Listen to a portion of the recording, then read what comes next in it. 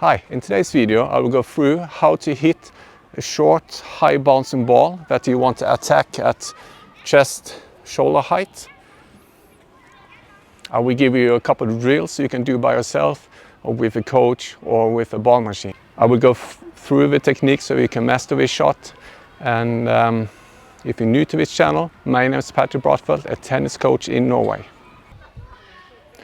So today we're going to work on balls that lands somewhere around here and bounces up, and you want to attack it up here. So the first drill we're going to work on is just the contact point to get the right distance to the ball, so you're not ending up like this. If you're wondering about the right distance, I made another video about that to have a correct spacing. I will link it in the description so you can see that one. It's all depending on what kind of grip you're holding. If you're holding a Western grip, you'll be more bent, closer to you. Semi-Western, Eastern grip, further out. And maybe a little bit more straight arm, like Alcaraz. If you're holding more Western grip, you'll be more like Sinner, Coco Gauff, and those players. So that's the main difference. So you have to first set up the spacing to a ball. But what I like to practice first is just self-feeding yourself to get the right spot right here. So let me show you a drill you can do by yourself. So you can either have a coach feeding you the ball or you can self-feed like this. Standing in semi-open stance. Have a racket back, early preparation, and take a drive volley like this. Because now you practice on the contact and follow through. Having a racket high up and going forward and a little bit down.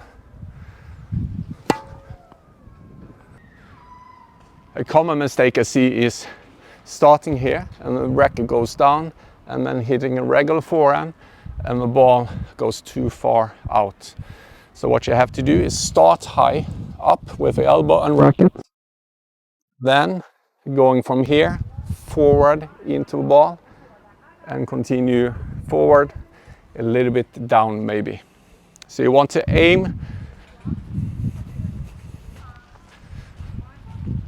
somewhere around here. You don't want to be up here.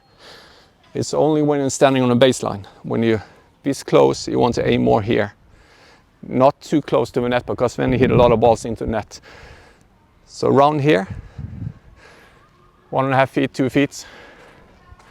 What you also can do is have a coach feed you, hand feed you like this, or you can have a ball machine like I'm doing.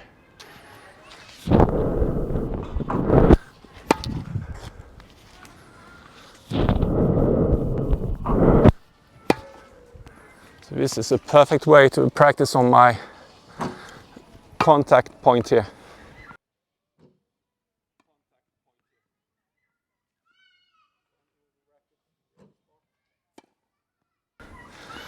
Standing with a racket in ready spot.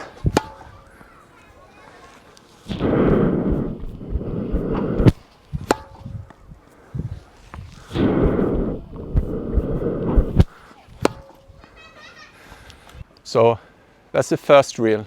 Just practice on the racket path. Get the feeling of that. The second drill you can do is incorporate your footwork a little bit. You can do this by yourself as well.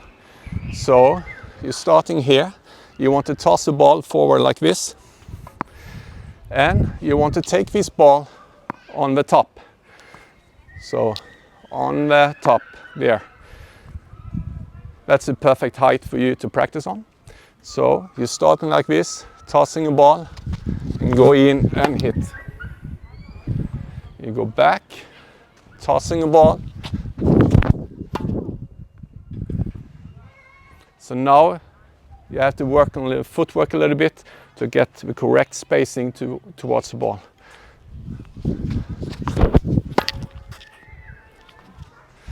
So you can either stand sideways or semi-open.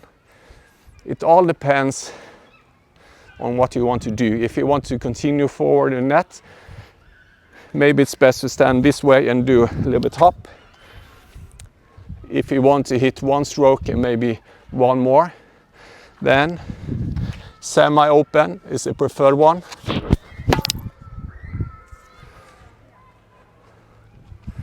Because you don't always want to go to the net. The time to go to the net is when you see your opponent stretching for a ball. If you're hitting an attack shot, they can stand there ready, then they will pass you most of the time. So it all depends on the situation. So you have to practice both footworks. You can do this with a ball machine or a coach or partner tossing a ball like this. You take it on the highest path here. And then you can move back and take it up.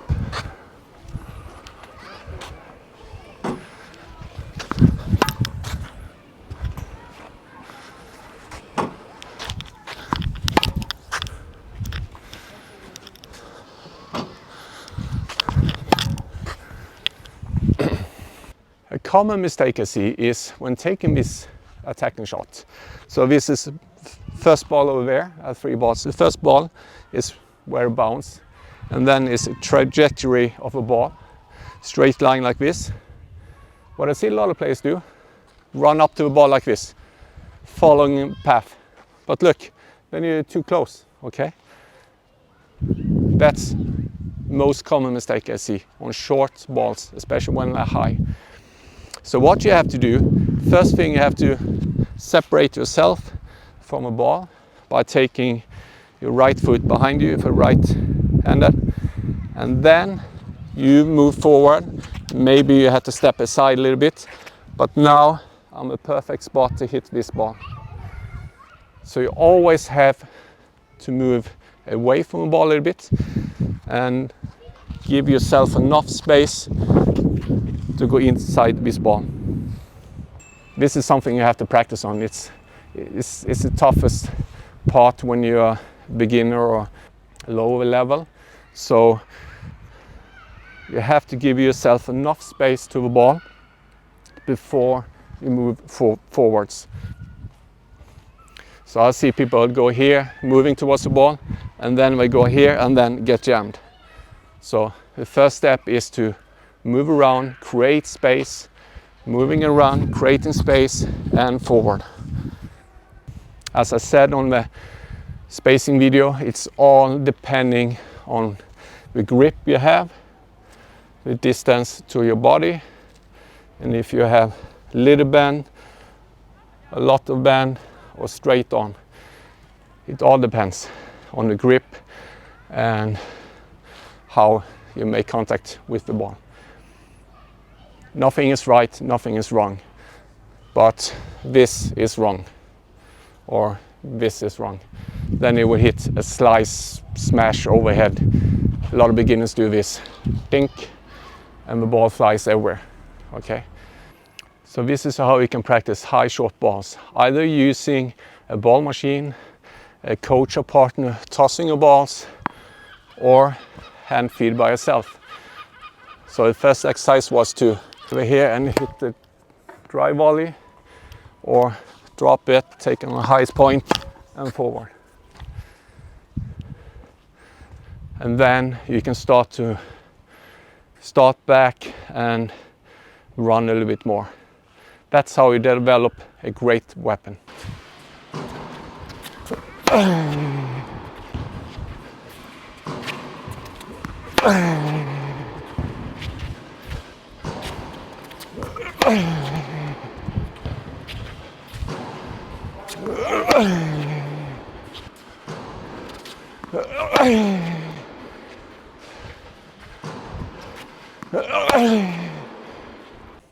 So go out and practice on those short high balls. Spend a lot of time each week practicing on this shot, because this is the shot you want. You're standing back here, grinding, you get a short ball, and then you want to attack and finish a point by making your opponent to hit a forced error. Or maybe it would be a winner, but you're going for a forced error, by your opponent, or an easy volley. I hope you liked this video. Until then, I'll see you next time.